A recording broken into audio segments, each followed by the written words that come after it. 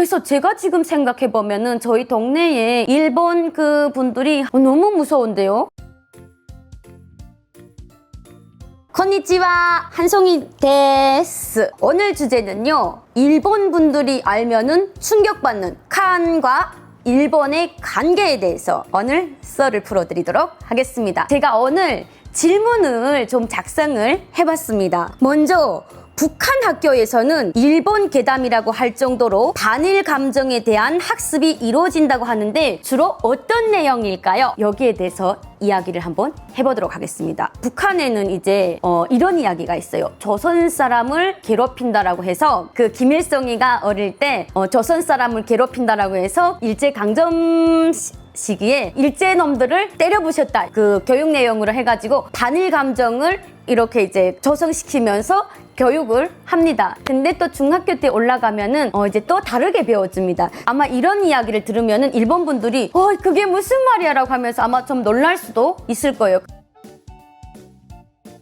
그리고 또 제가 질문을 또 만들었습니다. 북한에서 일본을 비방하는 영화나 다큐멘터리를 다수 제작한다라고 하는데 과연 진짜인지 여기에 대해서도 제가 이야기를 해드릴게요. 북한에 있을 때 피 묻은 약패라는 그 영화를 만들었어요. 이 내용은 어떤 내용이냐면 그 북한은 이제 그 군불상이라고 해가지고 옛날에 일본이 이제 그 한반도에 들어와서 모든 그 예물을 이제 도둑질해가는 내용을 제작해가지고 일본 사람들은 다 이렇게 도둑놈들이야 라고 하면서 어릴 때 저희들한테 교육을 합니다. 그래서 그 북한에 있을 때 일본 사람들은 다 이렇게 도둑질해 갔나? 라고 하면서 이제 교육을 받으면서 자랐거든요. 김정일이 그 시대에 딱 들어오면서 교육이 바뀌었습니다. 어떻게 바뀌었냐면은 일본과 북한의 사이가 이제 좋아지게 되면은 만경봉호라는 그 배가 이제 일본에서 그 자전거 그리고 이제 나셔널 이런 그 다양한 전자제품들이 들어오면서 일본과의 그 관계가 많이 호전되는 걸로 알고 있어요. 그래서 저도 이제 북한에 있을 때 일본 가전제품이라던가 그리고 다양한 그런 가전제품들을 저희 집에서 놨어요. 근데 또 일본 관계가 북한이랑 사이가 안 좋아진다 이러면은 또 일본을 냉비난을 합니다.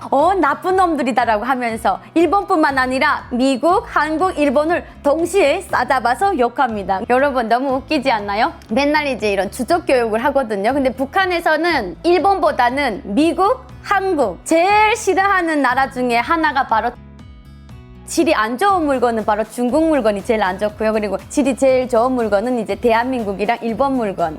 그래서 일본을 욕하면서도 일본 물건이 제일 좋다. 대한민국을 욕하면서도 대한민국 물건 제일 좋다. 이렇게 하는 게 바로 북한입니다. 그래서 북한 주민들은 일본을 욕하는 게 아니라 북한 체제가 일본을 욕한다라고 보시면 될 것 같습니다.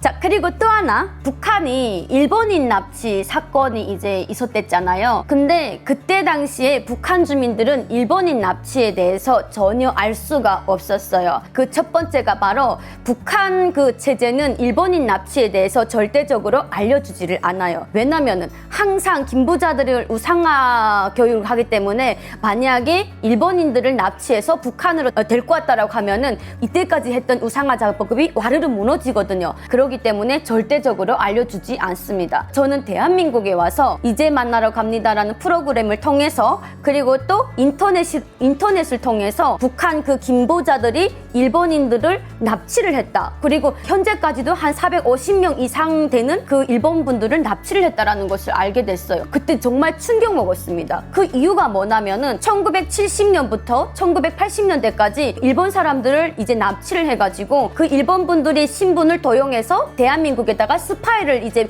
보내기 위해서 납치를 했다라는 거예요. 근데 난 지금 생각해도 그게 너무 이해가 안 되는 부분 중에 하나인 거예요. 왜냐면은 북한에서는 맨날 어버이 수령님은 절대적으로 이민들을 위해서 항상 헌신한다라는 이야기만 들었는데 갑자기 일본 사람들을 납치해오고 이런다라고 하니까 너무 믿어지지 않는 거예요. 그 2022년에 거이즈미 총리, 그 일본 총리가 북한에 이제 그 와서 북일 정상회담을 그때 했을 때 있었어요. 근데 그때 당시에 김정일이가 인정을 했다라는 거예요. 북한은 절대적으로 인정한다라는 게 없거든요. 근데 제가 알기로는 13명을 인정을 자기네가 납치를 했다.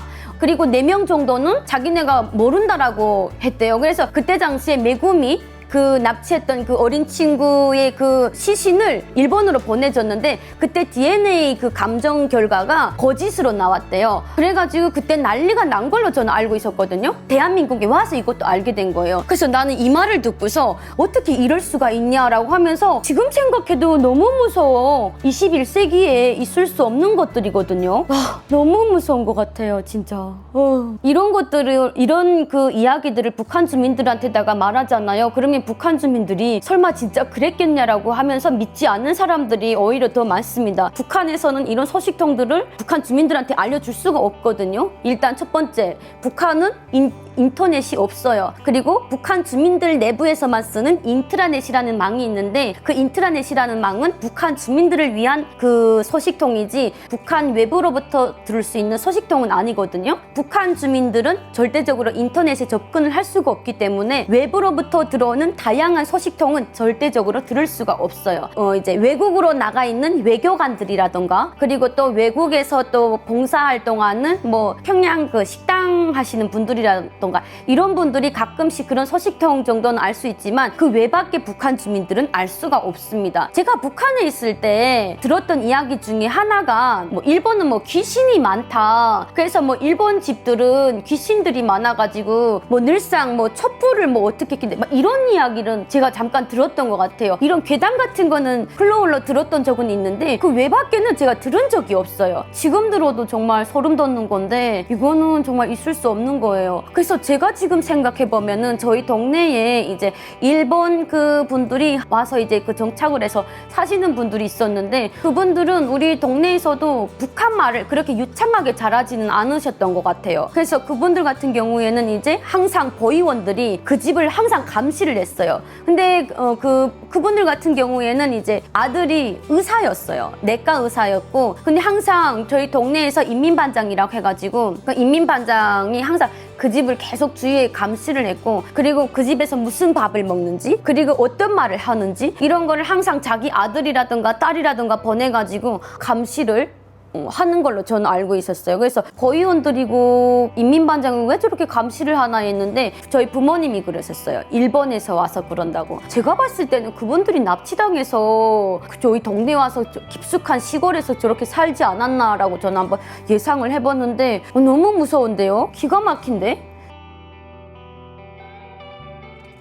저는 일본에 갔을 때 일본에는 외국인 그 관광객분들이 진짜 많더라고요. 유일하게 북한에 일본 관광객분들이 진짜 많아요. 생각보다. 왜 많은지는 잘 모르겠지만은 일본 분들이 북한에 대해서 관심이 많은가 봐요. 깜짝 놀랐습니다. 일본 사람들은 북한에 안 가요 라고 하시는 분들도 있겠지만은 제가 어릴 때 평양 고모네 집에 가잖아요. 그러면은 제다 평양거리에 가보면은 konnichiwa 뭐 이렇게 이야기하시는 일본 관광객분들이 좀 많았던 것 같아요. 일본 관광객분들은 매너도 좋고 북한에서는 이제 그 김정은이 엄마가 이제 고영애라는 의미에서 일본인 관광객분들을 많이 받는 걸로 알고 있어요. 그래서 북한에서 뭐 일본 카레라던가 그리고 뭐 일본 옷이라던가 일본 코트라던가 이런 그 중고 물품이라던가 이런 것들 굉장히 많이 그 수입도 됐던 걸로 알고 있고 그리고 많이 입고 다니는 걸로 알고 있고 그리고 막 저청년 분들도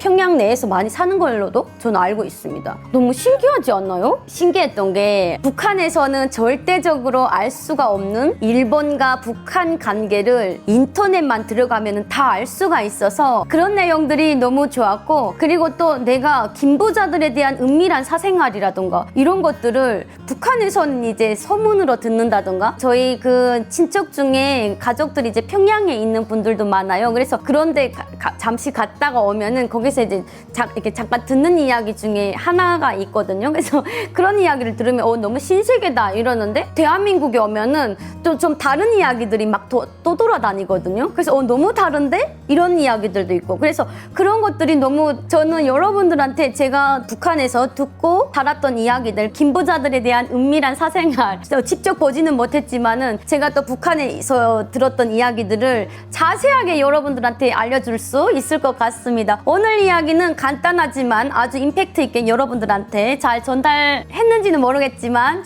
조금이라도 재밌게 흥미롭게 보셨으면 좋겠습니다. 다음에 또 재밌는 영상으로 갖고 올게요. 감사합니다.